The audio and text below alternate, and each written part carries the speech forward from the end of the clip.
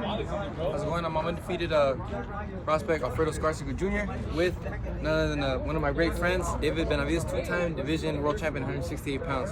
Thanks for being with me right here, David. Appreciate it, Of course, bro. I just want to thank you guys too for giving me the opportunity to do the interview, bro. I really appreciate it. I said I'm trying to get going with the interviews, man. That's my biggest thing now, outside of boxing. But you're a guy I really look up to even till this day. I've known you forever, bro. Boxing careers. So I always look up to your videos, man. Biggest thing I want to say for you is, and the question I want to ask you is, what keeps you hungry and motivated to work the way you do? I wouldn't say legacy because I'm not at that part yet, but I feel like just going, striving, getting more titles. You know, I feel like that's the biggest motivation right now. Also, to my family is one of my biggest motivations, and you know, just I also too. By the time I'm finished boxing, you know, I want to say I was the best of my generation.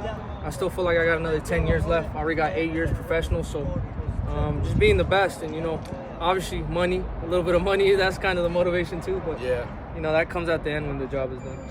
Sir, well, you know, explain. Let us know about your next fight next week. That's going to be this Saturday on November 13th. Very excited. You know, I haven't fought in Phoenix, Arizona in over 6 years. So I'm excited to have also the fans back in attendance. I haven't fought with the fans my past 2 fights. So I think it's almost been like 2 years since I fought without fans. So I'm just excited to hear that crowd roar again and, you know, just be here in Phoenix, Arizona. I'll be there, man. I'm gonna watch that fight. I already know I'm gonna be checking it out. But another question for you, man, is what is your biggest, I guess, motivation now going forward? You know, after this fight, you know, you just saw Canelo fight, win all 4 titles. Are you, I don't know, chasing that now or looking for a legacy there? Yeah. What are you looking for going forward after this fight? I feel like too, you know, I feel like I've done the work already. I feel like I'm next in line for maybe Canelo. If they don't give me the fight now or if I get it later, you know, I feel like I still want to get that fight with Canelo. But if I don't get the fight in with Canelo, maybe Charlo, any of the best fighters, you know, like I said, my job at the end of the day, I'm a fighter. So whoever they want me to fight, I'm gonna fight. And what do you take from that Caleb Plant Canelo fight? How do you see it? I feel like if Caleb Plant would have had a little bit more power, he'd have had a little bit more success. But Caleb Plant, everybody knows he's not a puncher like that. So me just watching that fight, I took a lot of things in for myself too. You know, I was watching Caleb Plant when he threw his combinations. You know, he was landing some good shots. But also too, I feel like I could do a lot there too because nobody really touches Canelo's body like that. Yeah. So I feel like, you know, my style would be would be a threat to Canelo because, you know, obviously I'm bigger, I'm fast, and I'm strong too. So I feel like those are the qualities you need to be successful against Canelo.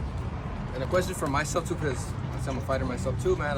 And I'm tall and lengthy, much like you. And I see a lot of things that you do to slow things down with your jab, bro. Yeah. Tell us the importance of using that jab and, you know, controlling that fight. So the importance of the jab is, you know, it's a rangefinder. You know, it opens everything up. And also too, I feel like a lot of the people, they don't realize that for a jab to work, you got to be consistent with it the whole fight. Yeah. So I feel like if you don't land the jab first, you know, it's going to be much harder to land anything else. So, you know, just look for the jab, and when the jab opens them up, they start putting their guard high. Yeah. And that's when you go down to the body. So it's jab, combinations, and body. I mean, it's a good recipe and it works for everything.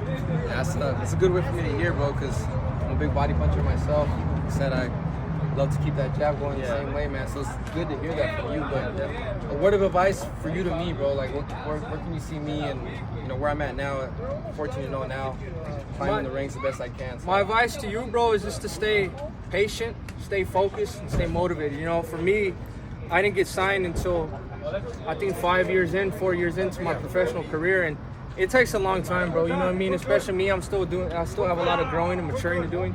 I made a lot of mistakes, but the thing is, I'll tell you is, in the ring, when it's time to work, make sure you work as hard as possible. You know, anything else could happen outside the ring, but as long as you always work, you always stay dedicated to your job and work as hard as you can, that's something nobody can take away from you. I appreciate that. One last thing, man, is much like you and your dad, me and my dad do the same thing. You know, we've been training since we were kids together. What is one big thing you can take from that, from training with your dad versus anybody else? I feel like the thing I could take from that too is I would much rather taking orders from my dad than from somebody else. I don't think I could take orders from anybody else. But also too, you and your dad know you guys have that chemistry. There's that bond that nobody can duplicate.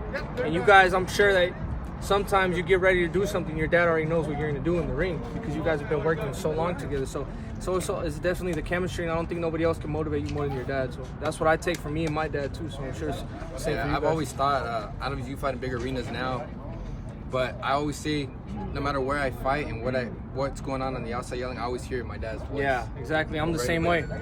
I could cut everybody's voice out, and there could be so much noise, but I could hear my dad's voice and through everything. So that's definitely something that you can't teach. And, you know, the chemistry and the bond you and your dad have. I appreciate it, David. Thanks for all the questions, man.